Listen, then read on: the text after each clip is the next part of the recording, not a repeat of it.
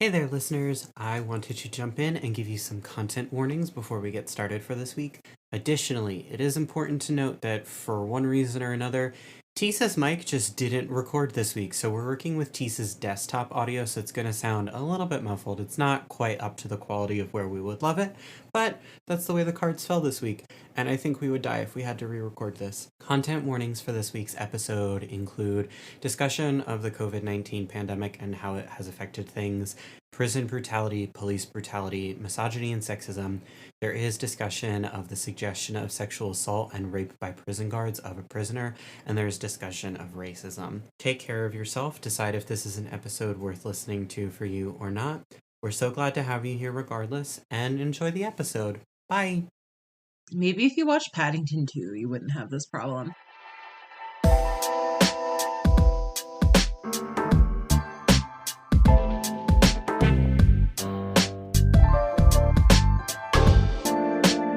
Hi, welcome to Author's Note. Don't listen!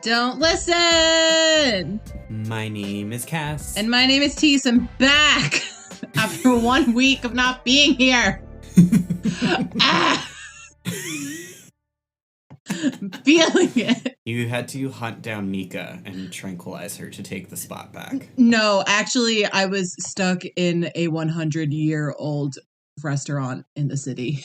I mean, that's literally what happened, essentially. Sorry, guys, but I had a very busy weekend, and You did. I was dying. But I'm okay now. I'm here.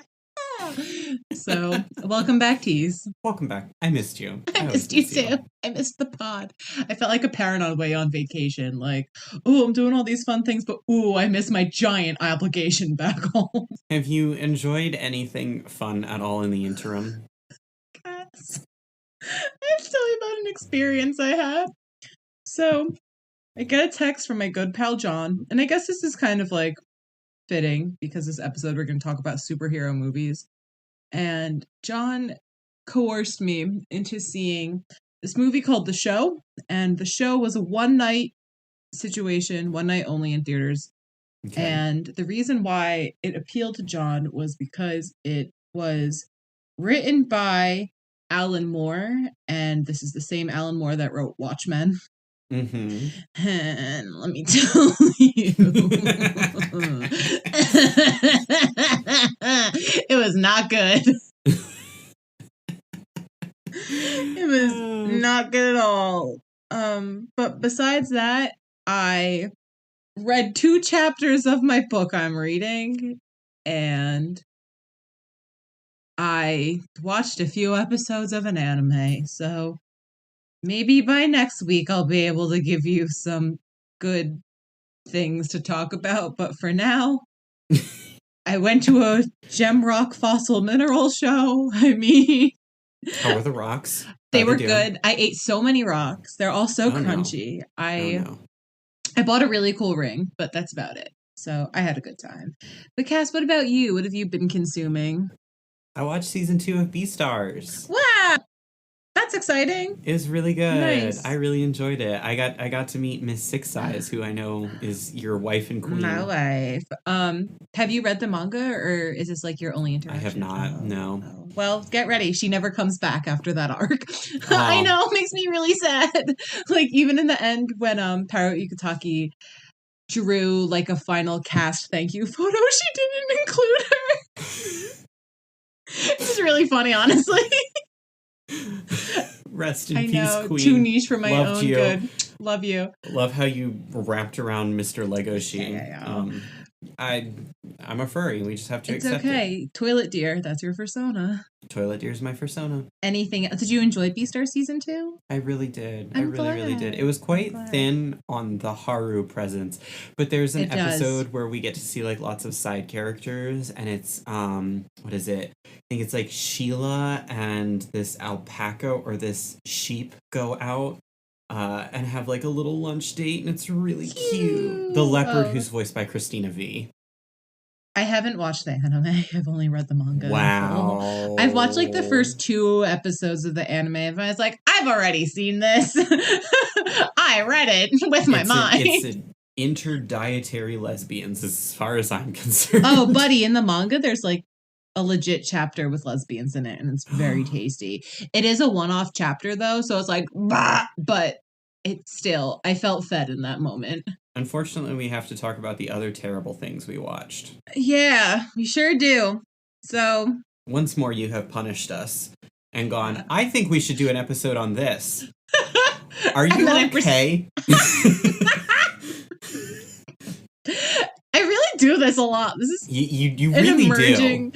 Do. So it's also really bold of me, the superhero hater 1994, to also recommend. Right? Yeah. So I just want to get this out of the way. This episode isn't really about fandom history per se, but maybe it's kind of like an episode on how we give certain labels to movies that we really shouldn't necessarily, that Hollywood is a mess, that maybe we should be a little bit nicer to movies when we talk about them, which is a really funny joke coming from me. But and I also want to get it off my chest, but since we're talking about Suicide Squad, Birds of Prey, and The Suicide Squad, I just want to put it on the record that personally Birds of Prey is my favorite. I recognize that Suicide Squad 2021 is the highest rated of the 3 on Rotten Tomatoes. I get it, but I don't care. I like Birds of Prey the best because it's, you know, so this is okay. So like, this is what I genuinely think it is. It's because it's a quote unquote well-made superhero movie. It's that combination of funny and action-packed, and there's just enough plot and character development that other people can absorb and enjoy it, which is a package. I know, unfortunately. But I mean, unfortunately, that's the truth. Like, there's not a whole lot of weight to superhero movies besides pretty fight scene, funny joke. Like, it's... maybe Mr. Martin Scorsese really wasn't kidding. Martin popped off when he said that he hated superhero films, and I highly recommend it. Cass, do you have a fave of the 3? Yeah, I enjoyed Birds of Prey because it was the least superhero movie of them. I think that's what it is for me too. Truth be told, guys, I don't watch superhero movies. I don't. So I've been having some thoughts as I've kind of formulated my opinion about these movies. And by all means, if you are a fan of Suicide Squad, be that the 2016 version or the 2021 version, please feel free to let us know. You're allowed to just like things and also recognize that they're not good. And you're allowed... I don't think there's anything wrong with enjoying either of those movies. They're not. It's not like a moral failing on your part, and anyone who tries to convince you otherwise is a douche. In thinking about these movies and thinking about superhero movies as a whole, and really film as a whole, I'm continually frustrated by how much women have been kept out of writers' rooms, kept away from being behind the camera, and it's so frustrating because it's almost like every time a woman is allowed to handle one of these properties, you see an injection of empathy and really character-propelled story that just improves these films and makes them so much richer and so much more dynamic and so much more lasting. And like, yeah, there are moments in Birds of Prey that I don't enjoy. But overall, I would say, compared to all the Marvel movies I've seen, like, I saw quite a bit of Phase 1 of the MCU. It's... Please stop letting mediocre white dudes who have found their way into the industry via nepotism take on these massive properties that they just want to play with. I mean, that's really what it feels like half the time. They just got their new toys and they want to play with them and they want to show off how much they know and how much they love it. And I think all the time of how J.J. Abrams didn't even give a shit about Star Trek. He just wanted to do Star Trek so that he could prove to executives that he could handle Star Wars. And he fucked that one up too. There's a lot of bitterness coming from me that I did not expect to be out here, but I have a lot of feelings about the film industry. That's fair. And I want to go on the record. I promise I am trying not to be mean towards any 3 of these movies. I'm just trying to kind of lay out the facts and the hypothesis of journalists and writers, and just me being a person online and me being a person as a film goer, a film watcher, cinephile, kino motherfucker. A person with a letterboxd. Yes, a person with a letterboxd. Should I plug my letterboxd in this moment? I will not plug my letterboxd, but you can find it with ease. It's not hard. Anyway, it's not hard. Anyway, so I am going to nicely talk about all these movies, and I assume that most of you know about these movies, have some understanding of the DC cinematic universe, whatever you want to call it.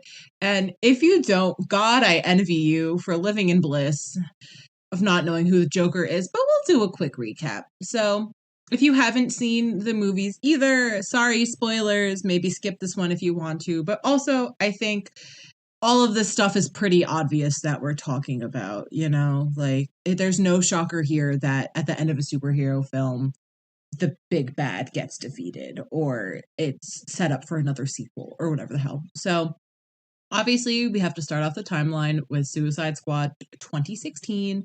And Cass, do you want to give us the lowdown of Suicide Squad 2016? Sure.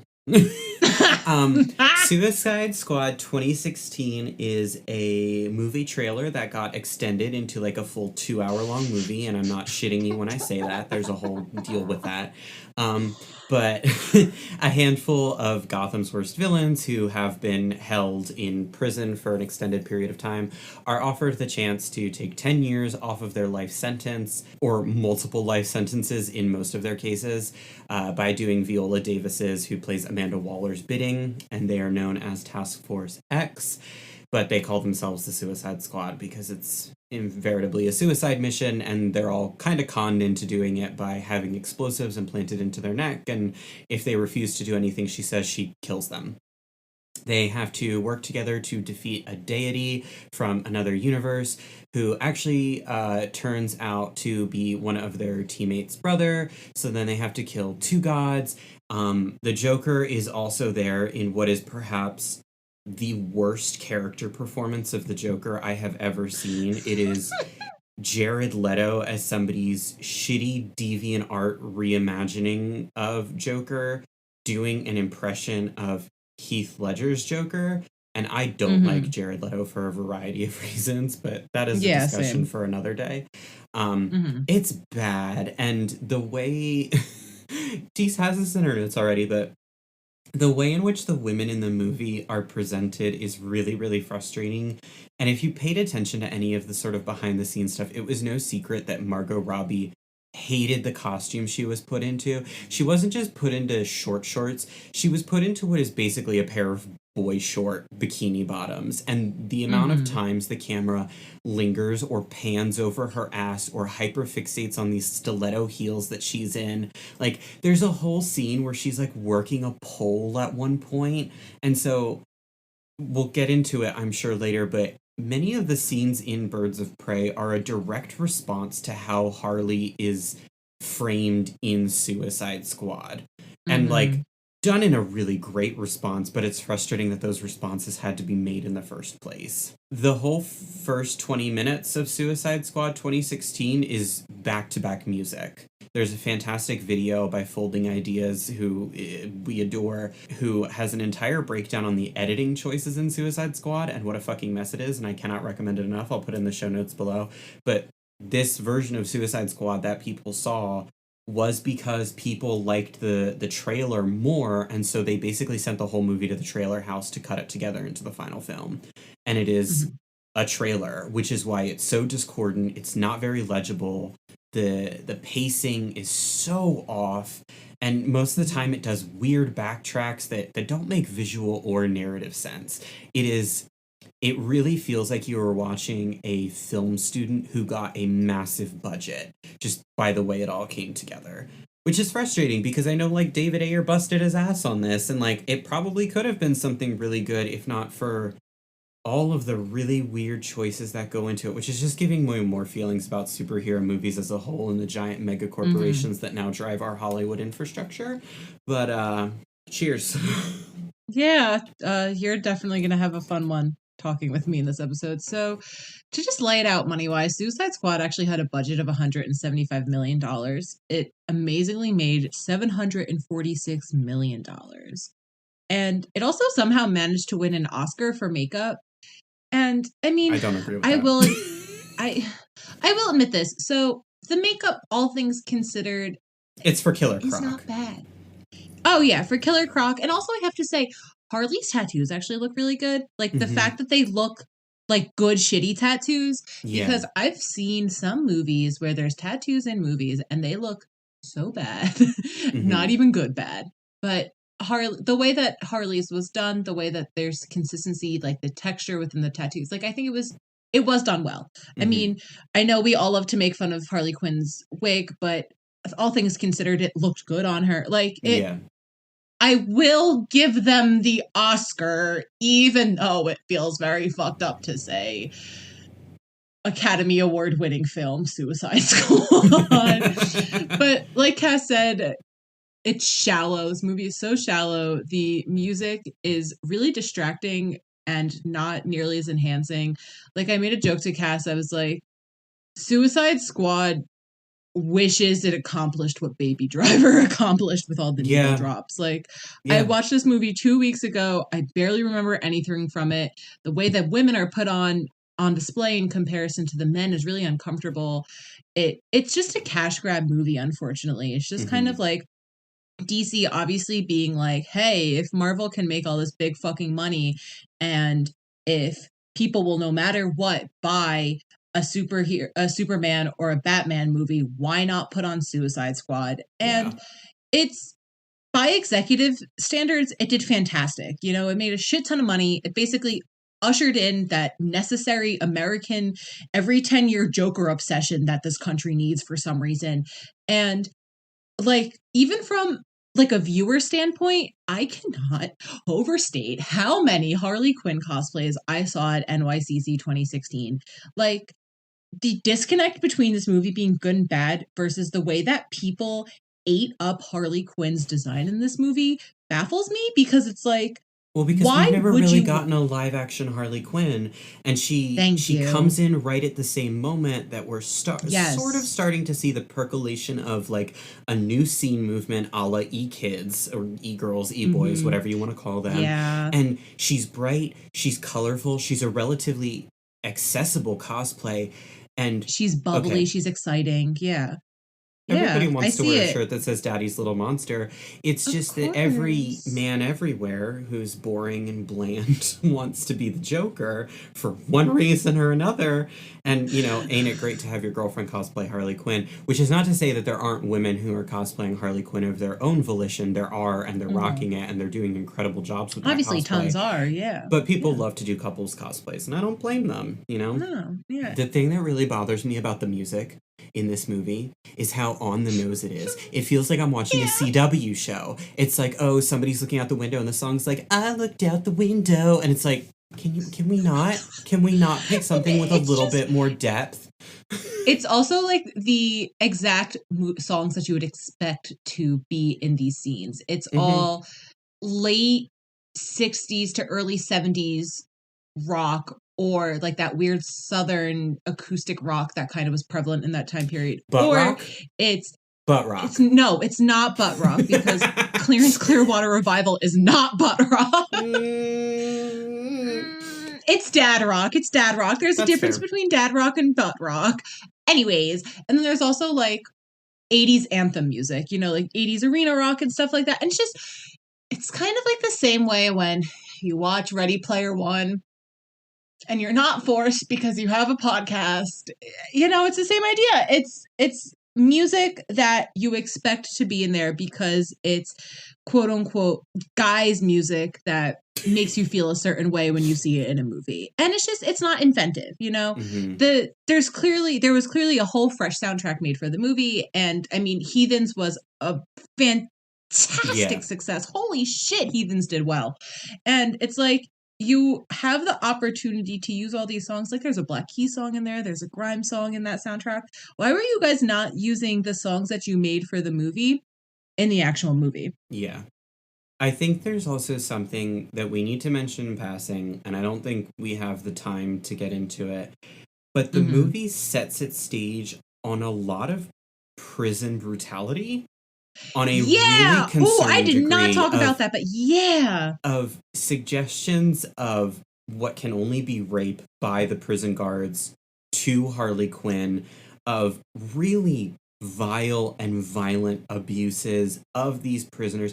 I don't care that they are villains. It is incredibly uncomfortable to watch and to Mm-hmm. glorify on the screen. And the other point of it too is that's really frustrating is we have this prison guard who's introduced seemingly as if he's going to be the villain of the story and we're going to come back to him. Nothing happens with him.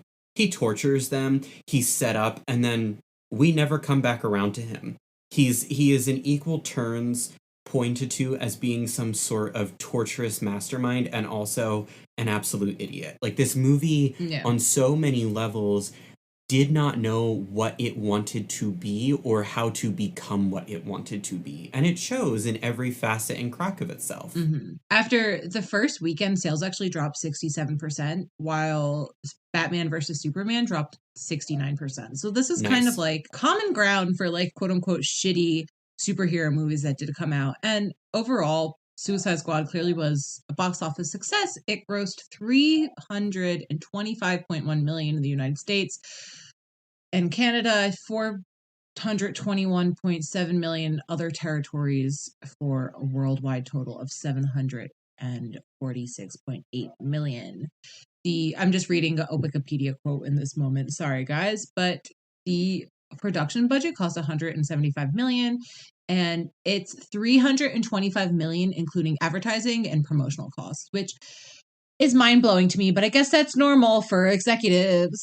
And I also want to mention probably the biggest thing that should be mentioned is that this film came out in 2016, which is obviously a year where COVID was not even a thing in our minds. It was Mm-hmm. not looming anywhere. And I think COVID actually plays a bigger role in the failures of these movies than we ever actually realized, you know? Mm-hmm. And then 4 years later, we have Birds of Prey and the Fantabulous Emancipation of One Harley Quinn.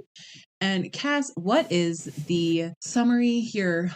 Harley Quinn has broken up with the Joker. She, because she is no longer under the Joker's protection, is coming to reap everything she has sown. And so everybody in Gotham who has ever had any amount of beef with her is coming after her. Meanwhile, there is a diamond that has the bank codes to a fortune of the Bertinelli family, and Little Miss Pickpocket Cassandra Cain picked up this diamond, realizing how important it was, just swallowed it while she was in the back of a cop car so that they didn't take it off of her. So Harley and several other persons of interest are on the race to get this little diamond from Cassandra Cain. We also have Ewan McGregor there, and he's really fun. He's a great villain. He's given big Hawk Moth Miraculous Ladybug energy when he puts on that mask, though, I do gotta say. Mm. But it is genuinely a very fun action thriller with like really nice comedy moments, a super Yeah. fun soundtrack, fantastic costume design, and a really fun cast of ladies. Just and everything does seem to click together really well throughout the story. It's Yeah, I fun. mean, it had a budget of 82 to 100 million ish and it made around 202 million box office wise. And let's be real, every gay person that I know fucking loves it, even if they don't Hmm. like superhero movies, me included, you know. So Birds of Prey focuses more on the relationships and character growth than it Yeah. does action stunts and the general overall bits that most superhero movies do. There's several stunts and all that, but the action scenes aren't the main focus of the movie. The growth, the characters kind of forming a relationship with each other, the moments of I don't know what I'm trying to say here, but Interpersonal communication, really. thank you. The interpersonal communication of it really just stands out above and Hmm. beyond any other superhero movie I've seen, you know. I really appreciate it. I think Birds of Prey can be looked at as something other than a superhero movie. So Yeah. I personally, like I said, I really enjoyed it and it's my favorite of the three that we're talking about. What I noted Mm-hmm. about Birds of Prey is that its action and combat scenes were way more legible than most superhero movies because the camera is following the action in a very legible, congruent way, not dissimilar from Fury Road. And so the action isn't super sped up to make these women seem superhuman or, uncanny in any way, despite the fact that like the moves they are pulling off, of course, are not doable by the average human person. But Margot Robbie was showing off them skating chops, and she deserved to. Yeah, for real. I know Margot Robbie's done a lot of her own stunts, both Mm-hmm. for I, Tonya and for Suicide Squad and Birds of Prey, and Mm-hmm. which is really exciting. I think they all did a really good job with it. And however, by executive standards, this movie unfortunately tanked. Yeah. With advertisement involved, the movie cost around 250 million to 300 million to make and package and to promote and all that jazz. And because it didn't make this number, it didn't make the money back, it didn't really break even. It was kind of considered a flop, which is really unfortunate. And Yeah. Wikipedia breaks it down by 84.2 million in the United States and Canada, and then 117.7 million in other territories for a worldwide total of 201.9 million. And uh, from their sources, specifically, they say, according to Variety, film needed to gross 250 to 300 million worldwide to break even. This movie came out in February 2020. Just because COVID wasn't quote unquote shutting down America doesn't mean that the rest of the viewership was interfered with. Several countries already beginning to get shut down, and especially places like China and India, which were already starting to see numbers and were starting to go into lockdown.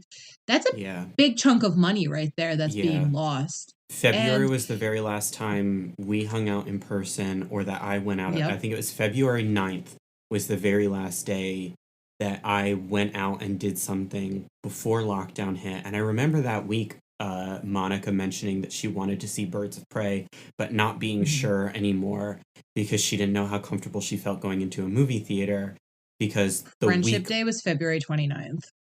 Okay. So Yeah. we literally There we saw the go. last day of February and Yeah. we hung out. Yeah. Okay. I knew there was a 9 in there somewhere.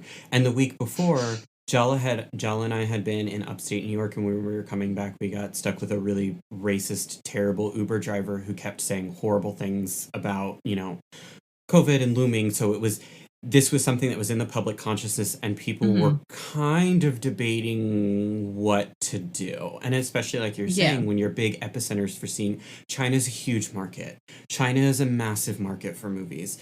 That is the Hmm. thing that we always, always, always talk about when it comes to representation in movies because of how big of a market China is. And if China is shutting down and not going to see movies, well, that's going to have a huge impact. Hmm. Exactly. But executives don't care about that, do No, they? no. No. So finally, now in 2021, we have Suicide Squad 2021. And I hate that the only difference between 2016 and 2021 is just an article, just the word the. It makes me very annoyed because most of the time articles are omitted from speech. So I'll try to differentiate by saying 2021 versus 2016, stuff like Mm-hmm. that. Cass, do you want to describe Suicide Squad 2021 to me? Teese, I'm going to be honest with you in this moment. I Well, watched Suicide Squad, I watched Birds of Prey, and I watched about anywhere between a third to a half of the Suicide Squad. And I found okay. it so bland and so uninteresting that I stopped watching. But I can tell you that Fair. it pretty much starts in the exact same way in which Amanda Waller assembles a crew of individuals to get together. Harley is back, Captain Boomerang is back. What is his name? Lieutenant Rick Flag is back. Everybody's favorite character from the first movie, Rick Flag, or Captain Rick Flag, or whatever the fuck John his name is. Cena's there too. John's okay, but I'm talking about the people who came back because I think a lot Yeah. of people were salty. It's like that they couldn't get Will Smith back, and Will Smith and Harley arguably are the best part of the first movie. They have Hmm. they have a sort of chemistry that they maybe shouldn't have had. They just worked really well together as two characters. Apparently, they were supposed to date. In the original script, they were supposed to become a couple. Yeah. That would have been so much more compelling. But they basically replace Will Smith's character with Idris Elba's character. They are both, marksman assassins with difficult relationships with their young daughters. It is uncanny, except this one gets the James Gunn flavor of bad, poorly timed jokes, a lot of swearing, just so much swear. I can't get over how bad the jokes were. They were just, it felt like watching okay. I didn't realize that it had been James Gunn who did it until you mentioned it, and then everything clicked into place for me because I told you I couldn't stand it because the executive producer on it is Zack Snyder, and I've just realized I really don't like anything that Zack Snyder makes. I don't enjoy his taste. I don't necessarily think it's bad taste, but my taste is not Zack Snyder's taste, and I just really don't enjoy the way he handles films as a director, as a cinematographer, as a writer, as an executive producer. Welcome to Cass's Salt episode. I'm very grumpy. I don't know why. Wow, we're taking turns because this was me on the Mass Effect episode. But John Cena's there. John Cena's there. The only plot of this movie that's any different from the first one is that instead of taking on like some sort of supernatural entity, they're taking on a government military force, which somehow tastes even worse in my mouth than the first one. It feels inappropriate, and I'm sick and tired of war movies. I'm sick and tired of superhero war movies. They feel yeah, I know. Preamble for next week's episode, gamers. Get ready for that one.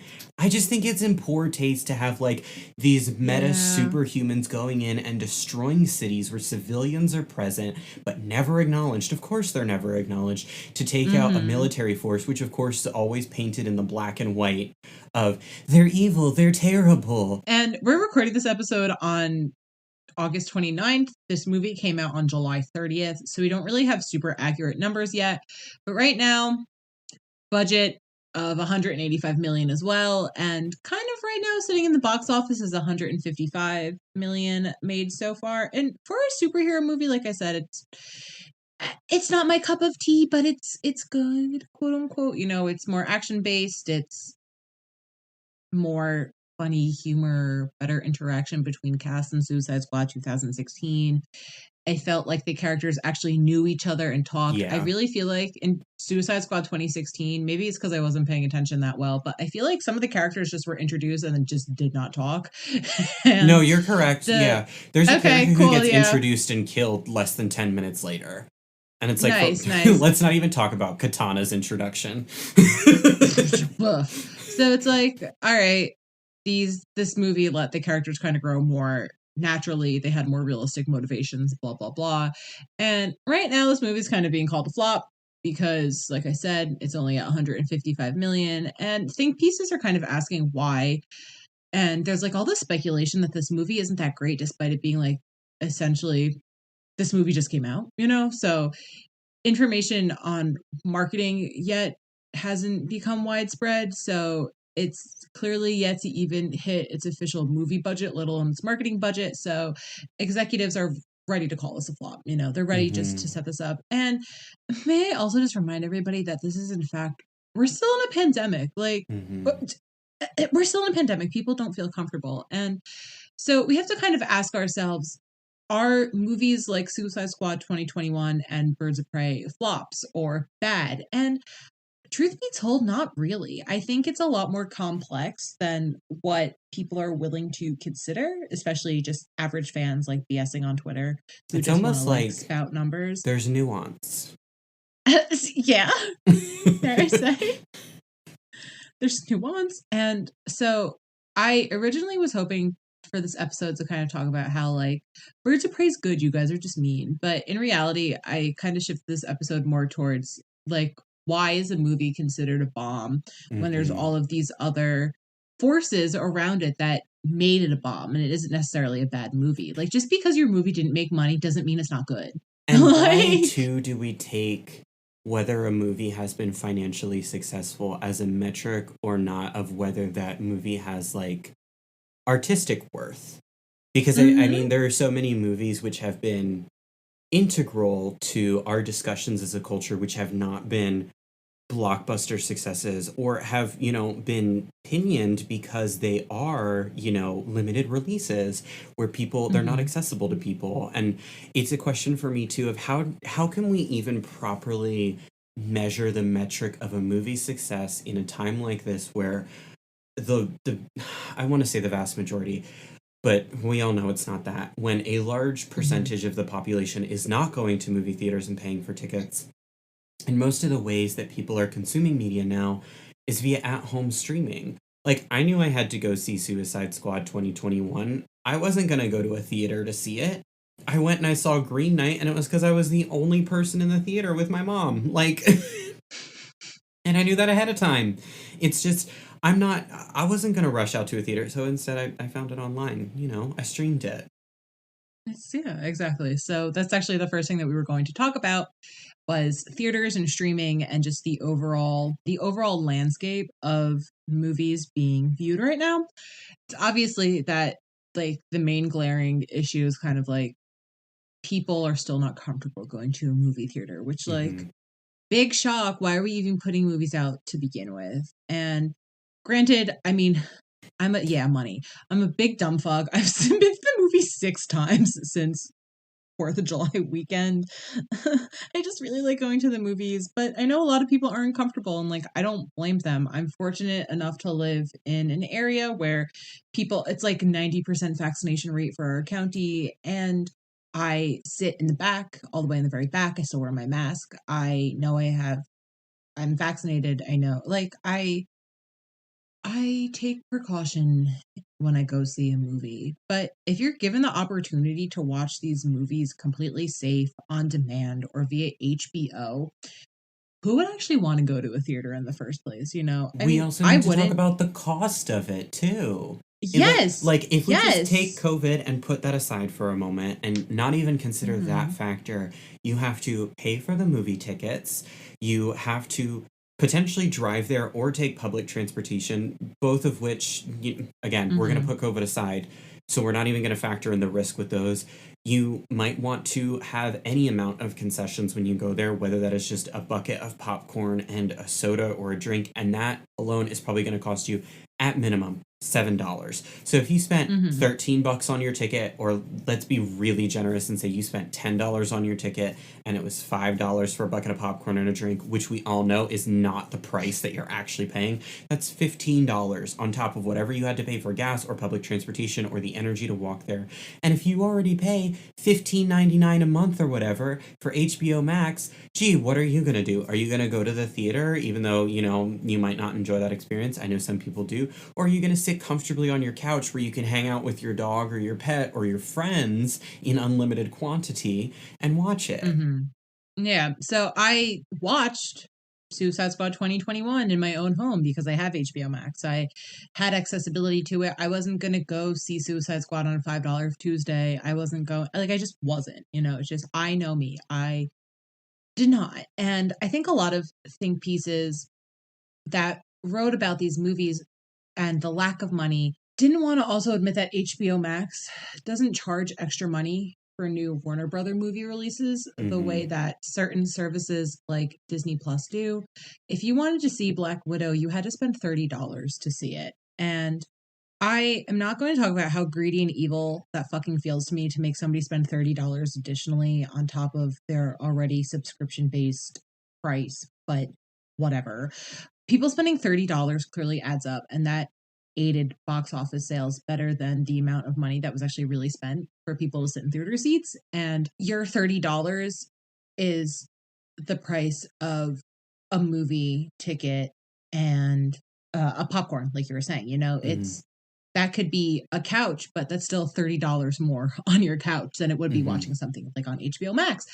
And there's also this issue of the name, the marketing, the legacy of Suicide Squad as a whole. And I think a lot of the arguments for some of these pieces was like, well, a name like Birds of Prey doesn't sell because it's not called like Harley Quinn or Joker's crazy ex girlfriend, the way that Wonder Woman does and Captain Marvel does and Mm-hmm. Black Widow does. You know what I mean? It's like, that these movies are about these superheroes, but Birds of Prey as a concept. Obviously, Birds of Prey is a concept that people know, but if you are a middle schooler who hasn't really read a comic book, but just only watches these movies, you're not going to know that this is a superhero movie the way you would know that Wonder Woman is, you know? And but also in the same breath, where's your excuse for Suicide Squad 2016? You know, if you weren't familiar with the comics being Suicide Squad, how were you going to know this was a superhero film unless you did see the trailer, unless somebody did tell you that? So I think that's a little bit of a bogus excuse, truth be told. But part of the reason why Suicide Squad did so well was because its trailer was cut so well, which was we talked about earlier. And I actually sat back to back to back and watched all three trailers really fast when I was doing this. And the Suicide Squad 2016 trailer has action. I'm so sorry for my dogs. It has beautiful introductions to all the big name actors and characters that we know and love. And it makes the movie seem gritty and exciting. The focus on Jared Leto's Joker was there. It really showed him as like deep and brooding and emotional. And in itself, that's kind of like, I know. In itself, it's kind of like a viral marketing campaign because this is the first time we're seeing a theatrical Joker since Heath Ledger's Joker from Dark Knight. And as much as I dislike Jared Leto, he has an acting ability. Like he is fantastic in Requiem for a Dream. I mean, his part in American Psycho is small, but my God, he's really good in it. Like Jared Leto is a good actor, and I don't want to admit it because he sucks. He just sucks, but he's a good actor, you know, and I wouldn't be shocked if some people went to go see this movie because they wanted to see how Jared Leto took this over. He wanted to see how this role was taken, especially with how the Joker as a role, as a whole, kind of has a curse to it, you know? Jack Nicholson, I think, was the one to say that role never truly leaves you when you are the Joker. And Mark Hamill sitting, filing his nails. I know, I was going to say, you're all... maybe... Maybe this is only for live action Jokers, but I mean, there is already a built-in fan base for the Joker to begin with. And Birds of Prey and Suicide Squad 2021, on the other hand, are kind of cut as if you have some understanding for the cinematic universe already with their trailers, which is really frustrating because Birds of Prey also kind of caters more towards its audience with a similar style of scene cutting that 2016 does, but there's a lot more vocal lines being added to the trailer that this kind of is like specifically a movie about Harley Quinn's movement away from her relationship with Joker, while 2016 and 2021 are like, yes, action flick, superheroes, guns. And even in Birds of Prey, there's a line where Harley says, "Let's go, ladies," implying that it's a movie that has kind of a built-in audience of people who might check it out, not because it's a superhero film, but because it's a movie made by women. And for once, the female audience is kept in mind. And it's like, why are you cutting the trailer like this? Like, are you doing it? Are you doing it in the name of Harley Quinn, or are you doing to like sell the superhero movie equivalent of a shaving razor? Like, it feels kind of insulting to Kathy Ann in a way. This is a moment where I do think it's important to note for audience members who are not aware, trailers are very rarely cut by the companies that are making the movies themselves. Trailers are normally outsourced to companies whose entire specialty is making trailers and making trailers to sell, which is a lot of time why you will end up with trailers that are vastly different from the movie itself, or will pull all the funny moments from the movie, or will pull things into the movie that don't actually make it into the final cut, or things that are just tonally completely different from the movie you end up seeing in theaters. Suicide Squad 2016 was actually edited by a trailer company. Exactly. Because when they sent out the original cut for test viewings, people didn't like it, but they loved the trailer. So they said, of course, okay, let's have a trailer house handle this. And that's why you ended up with this indiscernible spaghetti mess of a movie. Yeah, so Suicide Squad 2021 implies that you have already seen the original 2016 movie. It's cut the same as the trailer is cut the same as the earlier two movies. It has a fun needle drop like the original trailer, but not as neatly done.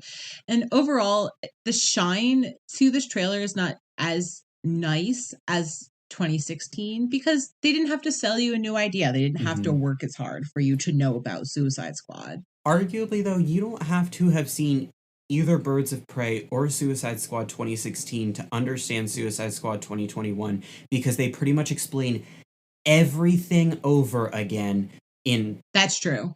exacerbating detail in the first like 10 minutes of the movie. You really don't have to have seen either one.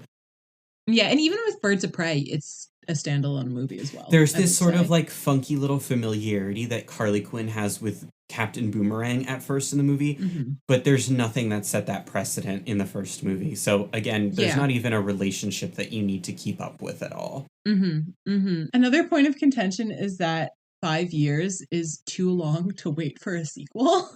And I think that's such a bold thing to say, because it's like, people have waited 15 years for Final Fantasy 15, and there's less than a 4-year gap between Suicide Squad and Birds of Prey, and only a 1.5 year gap between Birds of Prey and Suicide 2021. The 5-year number comes from in between Suicide Squad 2016 and 2021. And I get it. The superhero craze is not as popular as it was in 2014 or 2016. Whether or not, though, these companies are still going to produce these movies and they're still going to make money, and they know it. And I feel like, once again, we should stress that COVID is a very real thing. And like, maybe we shouldn't have spent $185 million to make an R-rated superhero movie in a time of a pandemic, you know? Maybe when everybody knows how bad your first movie, despite it selling well, you shouldn't have given your sequel that big of a budget. And no amount of Scooby-Doo money or Guardians of the Galaxy money or Idris Elba's face is going to save us from COVID. Like, you can still die from COVID even if you only see one movie in theaters. So I think it's kind of like a bold move that people are even having this discussion in the first place. I think it's a question, right, of like, factors. Who wanted this? Who wanted this movie? Yeah. Even? Who wanted this movie? And another thing we need to talk about is there's definitely this built-in misogyny, especially towards Birds of Prey. And overall, these are very vastly different audiences, more than we want to admit. But these movies are made for different people. And as mentioned, like in the last section, you know, Birds of Prey specifically kept women in mind. The movie's directed by Kathy Ann. It includes several female producers, including Margot Robbie. Christina Hodgson wrote this, and Christina Hodgson is also responsible for probably the best Transformers live action movie, Bumblebee. And it proves that women can write and produce and direct these movies. You know, it's, you can, and Bumblebee is very similar, where there's still a lot of great action, there's a lot of great movement and growth, but it's also really heartfelt and really well made. Like, I like Bumblebee. And when Yan kind of pitched this movie, talking to Margot Robbie, like, Margot Robbie kind of went to Warner Brothers and was like, hey, I had a really rough time doing Suicide Squad. Can we do a Harley movie? And in turn, when Kathy Ann kind of came on board and talking to Margot Robbie as a producer, she was like, I really want this to be like a Smash the Patriarchy movie.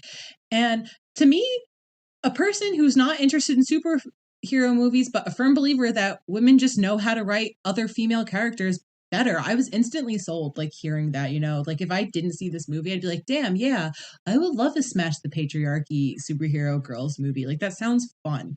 I literally went to go see this movie because it was a predominantly female-led production, truth be told. Like, if it was, like, for instance, I didn't see Black Widow, I didn't really want to see Wonder Woman or Captain Marvel, but I saw Birds of Prey because it was female produced, female directed, female written. Like, the crew, like, a lot of the crew was also really a lot more women than a crew usually is. Like, they took time and consideration to actually care about women, which I really appreciate. And this in turn, however, kind of turned off the typical superhero movie audience, which is men.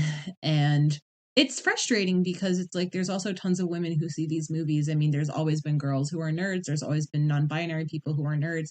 However, when you keep getting fed the same thing over and over again that is misogynistic and doesn't necessarily explore relationships the way that they should be explored, you are shocked to see something different because you've never had to think about something like this. And when movies like the Ghostbusters reboot or the Charlie's Angels reboot exist, it's hard to encourage men who have never had to think about female characters before suddenly have to see them as good characters or complex people instead of just eye candy. So we just get lesser box office numbers. And in an interview, Yan even acknowledges this right away. Like, she's not stupid. She knew exactly what she was up against. And Cass, would you read this tiny little quote for me, please? Yeah, she says, I know that the studio had really high expectations for the movie, as we all did.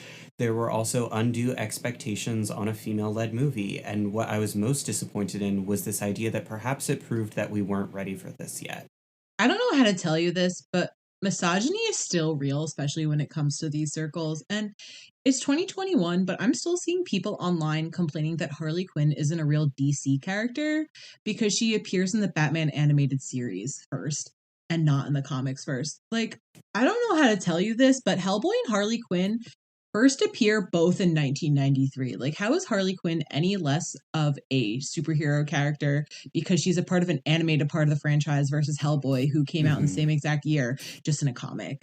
Like, it's really degrading and it's really frustrating, I think, as somebody who has, for a brief moment of time, did care about comics, like I mean, I won't lie, like I have read comics, like I do like comics, like I'm actually a really big Hellboy fan and stuff like that. I read a lot of Images stuff, a lot of Boom stuff. So even though I'm not a big Marvel and DC person, I see how women are affected, and I guess female presenting people, I'll say, are affected in these spaces. Like, it's frustrating. Like, I've even been on the ends of it. It's frustrating, and this isn't to say that all male fans boycotted the movie. However, many thought it was less enjoyable because Birds of Prey tackled different topics than a traditional superhero film, like how something like Captain Marvel or Wonder Woman was successful because they kind of kept to the original formula.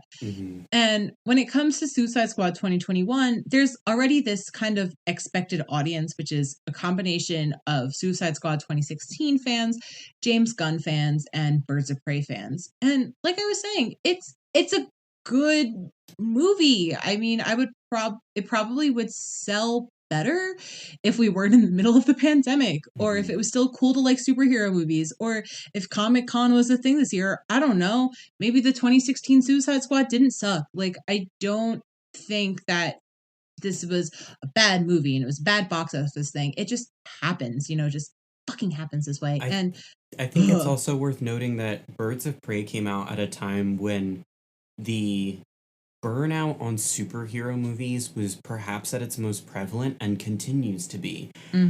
Disney has drowned us. Disney and Marvel have drowned us in superhero movies to the point that multiple a year are coming out, and that's exhausting to keep up with. And for the average moviegoer, no offense, there may not be a huge difference between DC and Marvel films for them. They really may not care about the separation of those properties. And instead, as people who are just interested in superhero movies, it's like, I don't know, can we afford to keep taking the kids to these? And also, Birds of Prey and Suicide Squad are not child-appropriate movies. They're Children rated R. shouldn't be going to see them. And so anytime you rate a movie as rated R, you are knocking out a huge swath of audience, which is why so many movies fight to get PG-13 ratings, because then children are still able to see them. But when it's rated R, that becomes a much bigger hurdle to ask parents to overcome for their children, and most of them are like, no, fuck it, not for that, and I don't blame them. Yeah, exactly. And no amount of funny polka dot man lines are gonna make this film magically successful. It's like, we already saw this movie essentially in 2016. What new ground can be broken when it's basically the same plot, which is with different characters and different bad guys, albeit done better? And I really appreciate James Gunn for working with what Kathy Yan left him. And while Suicide Squad 2016 kind of set like the shoddy groundwork, Gunn and Yan really brought the trilogy to life. Like, the way how Kathy Yan made an unreliable narrator story funny and emotional. We see this in hints of James Gunn's work, which is nice to say. Like, the flower fight scene, it feels out of place in the rest of the movie. However, it's very clearly inspired by the Diamonds Are a Girl's Best Friend scene in Birds of Prey, as well as James Gunn also worked as one of the writers for Lollipop Chainsaw, which is a PS3 video game, has a very similar theme. And he's like, this is a direct inspiration from this, which I kind of really appreciate. You know, he's kind of doing an homage to his older work that helped him bring him here. And I mean, with Birds of Prey, what movie do we ever see one girl ask another girl if she wants a hair tie? Like, in the middle of a giant combat scene. It feels good. Like, Birds of Prey exudes authenticity of a woman's experience, right?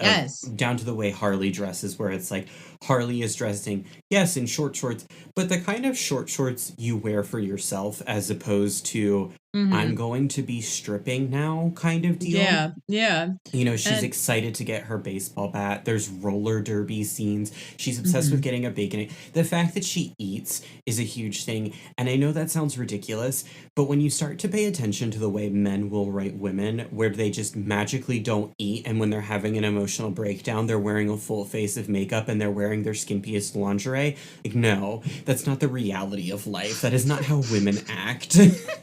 And I mean, even with Suicide Squad 2016, most of these characters are kind of just like fantasy pawns. You know, Harley is basically explosive arm candy. Will Smith's character, Deadshot, has potential, but is written to only kind of really be able to compare everything else to gun use. Like, you know, he's having an emotional moment with his daughter, and yet he like still brings up guns. It's frustrating that this is what David Ayer gave us, and then what James Gunn and Kathy Yan were able to do propelled this franchise so much further, and yet it didn't have the proper opportunity to thrive.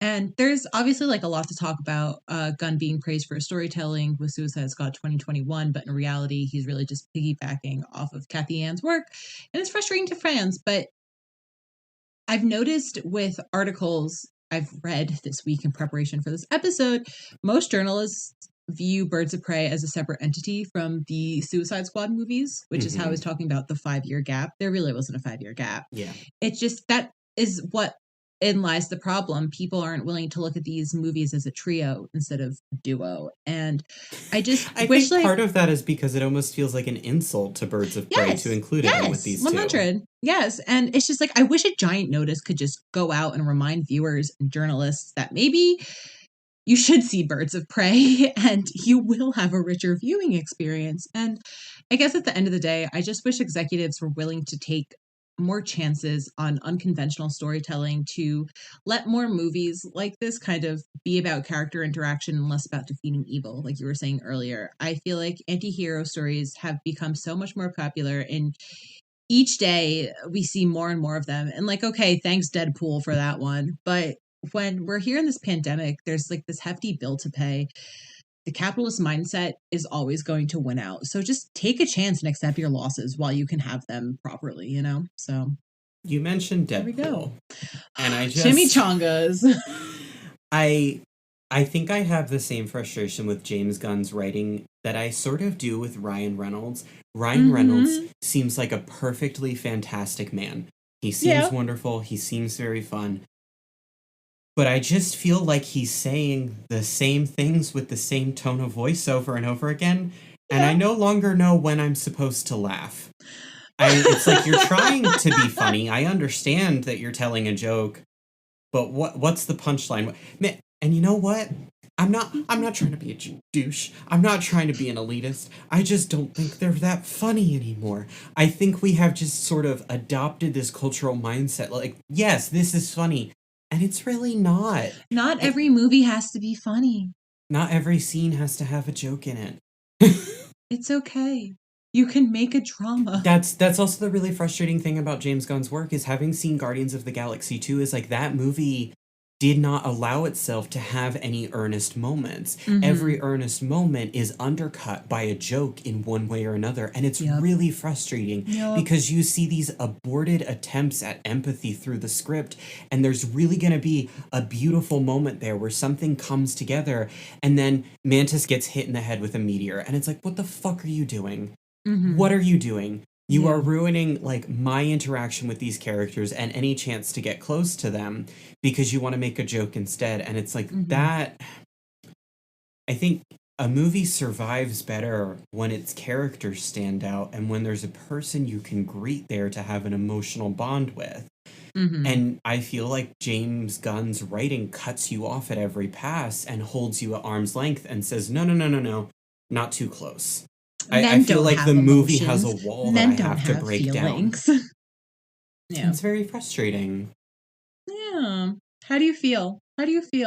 I feel more frustrated now than I did before, to be totally honest, because I no, not in a bad way, but in a way that I am just more aware of the multi-layered aspects at play here, and I'm very frustrated that women and other marginalized people continue to fight to be heard, and when they are heard, it's never enough, or it's not to the expectation of the people pulling the strings.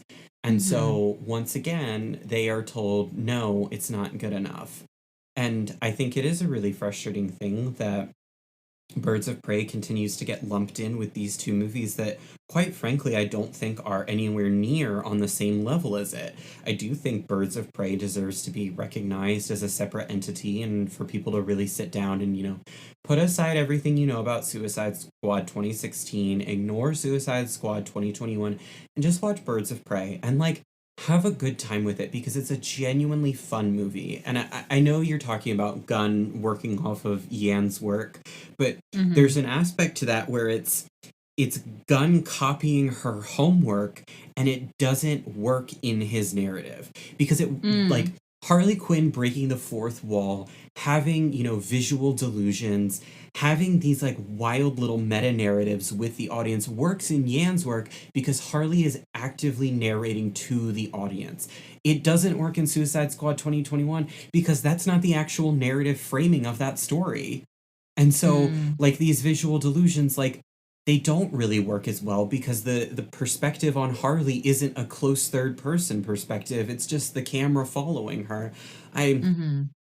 It's sad. It makes me sad. And I really enjoy Margot Robbie, and I think she does amazing things with that character despite all of it. But it makes me sad. Go watch Beastars Season 2. Have some furry love in your life. Thank you, Teese. Oh, Cass. That's the end of the episode. We're not really going to go to a comment section on this one because most people are just sharing their score from last week, but I'm proud of all of you, and you've made me realize how much more talented and skilled Nika is because I looked at that score and I was like, I thought she'd do better, but, she did better than all of you. I was so delighted to see you use the My Neighbor Totoro dub, and I immediately knew what it was without even thinking because I'm diseased and I love that movie a lot. So, This was Author's Note. I know we're ending on a little bit of a more sour note, but if you enjoyed the episode, consider checking us out across the internet. You have already supported us enough by getting to the end of the episode, so thank you so much for that. Maybe leave us a review on Apple Podcasts. That helps. It's my birthday on Friday. Do it. Okay. All right.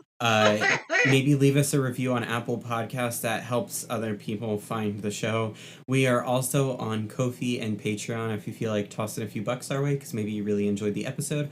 Or you want to get in on voting on those hot polls that let listeners decide, what episodes we're going to tackle. And Patreon subscribers at the $5 level also get access to bonus episodes that are just for them. Teese and I talk about the things we love. We do book clubs, all sorts of stuff.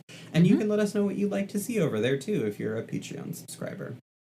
You can find all the information on that sort of stuff, where to find us across the internet, any other resources on our website. That's authorsnotepod.com. My name is Cass. You can find me anywhere across the internet at Valhethella. That's VALHETHELLA. Teese, where can people find you at? You can find me at Vicunad. That's VICUNAD. That is my Twitter. You can also find me on Fandom Spotlight, a website and YouTube channel that talks about a lot of fandom stuff, a lot of cosplay stuff, a lot of stuff like that. I started writing for their website. I've written one announcement post, and I wrote something about Odd Taxi. So if you like my anime opinions, keep your eyes peeled for some of that. If you liked our theme music, that was by James Yaiullo. You could find him on Bandcamp under James Y. And Cass, who did our cover art? Where our cover art was done is in an art application, and it was done by Nyaliest, who you can find on Twitter at Nyaliest. That's Nyalliest. Teese. I must ask you. Mm-hmm. Or no, I think Teese, you need to ask me. Cass, what do you think should have a fandom? Ant farms. Bye! Bye!